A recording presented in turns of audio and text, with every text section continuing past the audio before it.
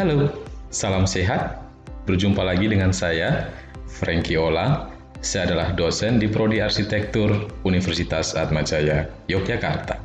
Hari ini kita akan membahas tentang mengapa calon arsitek harus mempelajari tentang akustika di dalam bangunan. 86% dari kehidupan kita dihabiskan di dalam ruangan, menurut hasil penelitian.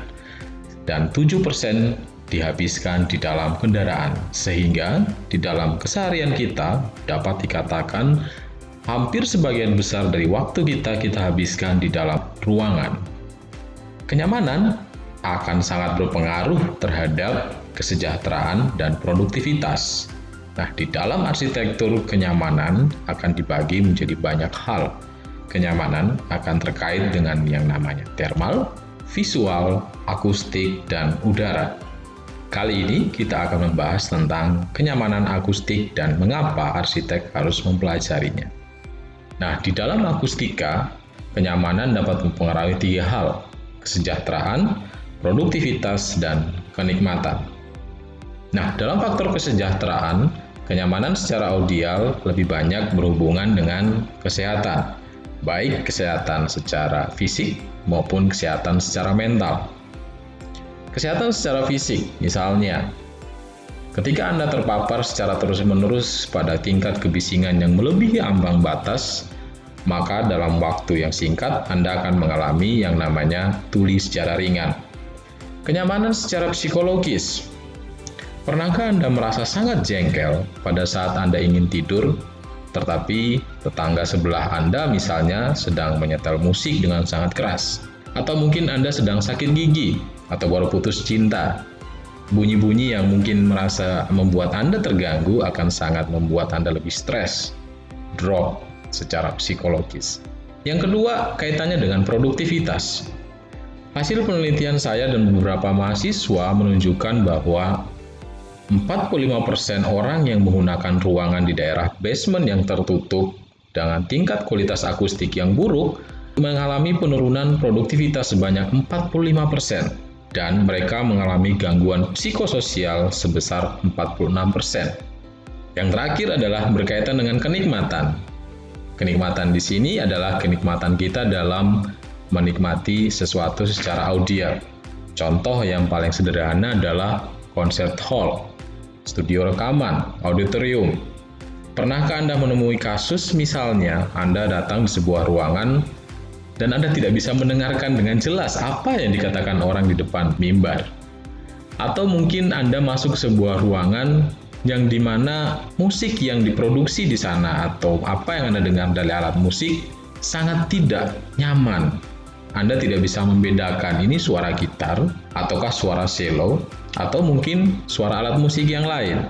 Untuk mereka yang memiliki pengalaman atau memiliki tingkat seni yang tinggi, hal ini sangat penting ketika mereka akan masuk ke dalam sebuah ruangan konser misalnya. Nah, apa saja yang akan dilakukan di dalam mempelajari akustika bangunan dalam arsitektur? Yang pertama adalah kita akan melakukan analisis site. Kita akan mencari tahu sumber-sumber kebisingan apa saja yang ada di sekitar lingkungan tempat kita akan mendesain. Apa saja suara yang paling dominan? Bagaimana konsep-konsep desain kita untuk menciptakan lingkungan luar yang tenang?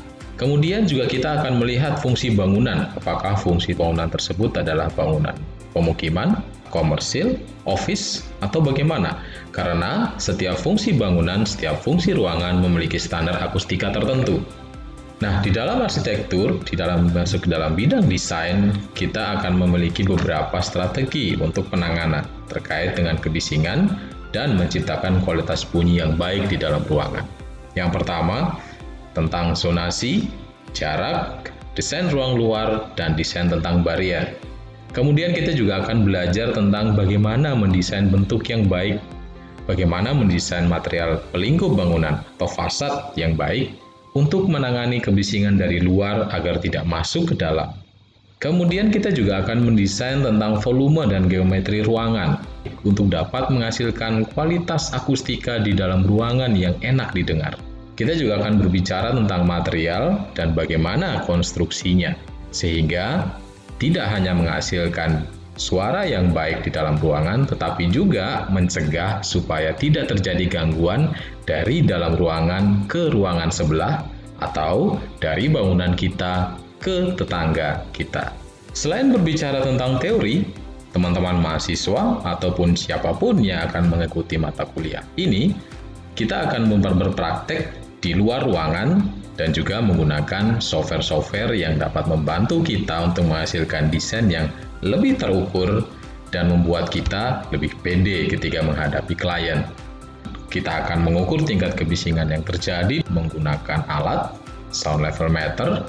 Setelah hasil pengukuran, kita akan kompilasi data, mendapatkan hasil pengukuran, mendapatkan penilaian, dan dibandingkan dengan standar yang berlaku. Jika dibutuhkan, kita akan melakukan simulasi dan juga kalkulasi untuk menemukan strategi-strategi perancangan apa yang harus dilakukan untuk luar ruangan agar bunyi yang datang dari luar bangunan kita sampai ke kulit bangunan kita memiliki tingkat kebisingan yang cukup rendah untuk ditangani. Setelah selesai menangani dengan kebisingan dari luar, kita akan berbicara tentang menangani bunyi di dalam ruangan agar kualitasnya bisa baik atau nikmat. Kita akan mulai dengan melakukan sketsa-sketsa ide, kita akan memulai dengan membuat modeling sesuai dengan estetika, konsep, dan juga teori-teori yang sudah kita punya. Model tersebut akan kita uji menggunakan software-software yang dimiliki oleh Prodi Arsitektur Universitas Atmajaya Yogyakarta untuk menemukan hasil yang terbaik seperti apa yang dibutuhkan untuk kualitas ruangan yang akan digunakan. Sekian dari saya untuk kali ini tentang mengapa mempelajari akustika di arsitektur dan apa saja yang akan kita lakukan di dalam mata kuliah akustika.